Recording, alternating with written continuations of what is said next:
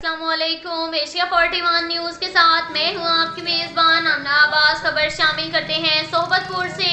District reporter انجم کاکڑ کے مطابق ماہ محرم الحرام کے آتے ہی حضرت امام حسین کی لازوال قربانی کی یاد تازہ ہو جاتی ہے۔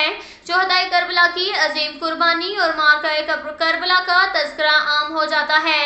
کہیں شہداء کی روح کے ایصال ثواب کی خاطر ٹھنڈے مشروبات کی سبیلوں کے اسٹال لگائے جاتے ہیں تو کہیں لنگر نیاز بھی تقسیم کیا جاتا ہے۔ ذکر شہدائے کربلا کی عظیم محافل سجائی جاتی ہیں تو دوسری طرف لوگ اپنے عزیز و اقارب کی آخری آرام گاہوں کا رخ کرتے ہیں۔ ماہ محرم الحرام کے شروع ہوتے ہی لوگ اپنے پیاروں کے مزاروں کی دیکھ بھال میں لگ جاتے ہیں۔ بوسیدہ مزاروں پر کہیں مٹی ڈالی جاتی ہے تو کہیں مزارات کے اوپر پتھر رکھ کر ان کو محفوظ کیا جاتا ہے۔